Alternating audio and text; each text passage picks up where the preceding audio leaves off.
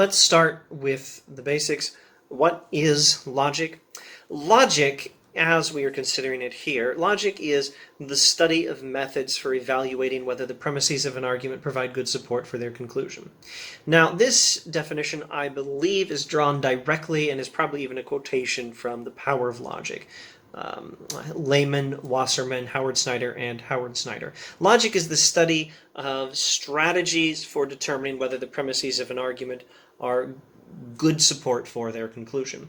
Now, obviously, we now have three other vocabulary words to consider. Once you've defined logic, you have to immediately, to make sure you have the definition of logic down, make sure you have down the definitions of argument, premise, and conclusion. Well, the Monty Python sketch on arguments is very nice, but in this context, the word argument means a set of statements, or a set of propositions, one of which is the conclusion, and the others of which are the premises, or in some cases, the other one of which is the premise. An argument may have more than one premise, but it has exactly one final conclusion. There may sometimes be sub-conclusions. For example, in the argument I'm about to give you, there is a sub-conclusion. Most Pixar movies have been great. Up was great, and Toy Story 1 was great, and Toy Story 2 was great, and Toy Story 3 was great, and all the other Pixar movies were great, except Bug's Life. I didn't really like Bug's Life, and Cars 2, of course. But all the other Pixar movies were great, and therefore Pixar makes great movies. And since Pixar makes great movies, the next Pixar movie will probably be great. The conclusion that Pixar makes great movies is a sub-conclusion. It's a conclusion to all the premises that came first, but it is itself the premise to the final conclusion that the next Pixar movie will be great. So some arguments have sub-conclusions. Every argument has exactly one final conclusion, and a conclusion then is the statement in an argument which is supported by all the others. And a premise is a statement in an argument which provides support for the conclusion. And some arguments have a statement serving as a premise and a conclusion. Now, I say this word statement.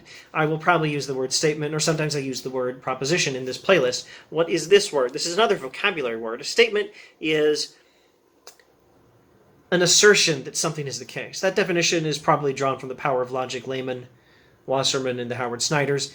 If it's not, it's probably from another textbook. An assertion that something is the case is what a statement or a proposition is. At least for our purposes, there's no distinction whatsoever between a statement and a proposition. There is a distinction between a statement or a proposition on the one hand and a sentence on the other. Some logic textbooks will simplify and use the word sentence, but the word statement or the word proposition is a little better. You see, some sentences do not convey propositions as such, and not every proposition is conveyed by a declarative sentence. We can observe every proposition can be conveyed by a declarative statement, declarative sentence, but not every sentence conveys declaratively, and some sentences do not give propositions as such. For example, if I tell you, read Plato's Republic, this is an instruction. It's not an assertion that something is the case. At least we can't say for sure it is without doing some serious philosophy of language. Maybe according to an interesting theory in philosophy of language, all imperative mood sentences are actual declarative sentences. Fundamentally, what a declarative mood sentence that states you should read Plato's Republic, what it really means is that it would be good for you to read Plato's Republic or something like that. But not doing philosophy of language to confirm whether that is or is not the case,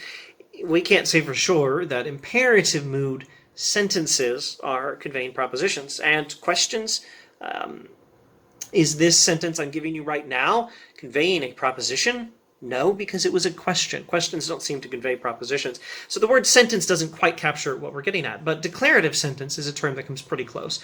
Still, I think the term proposition and the term statement are the best ones. And an argument is a set of propositions or a set of statements where one is the conclusion and the other or the others are premises. And logic is the study of strategies for knowing whether the premises provide good support for the conclusion. They always provide support. That's the point of an argument. At least they're always meant to, but we have to find out if it's good support. That's the point of studying logic.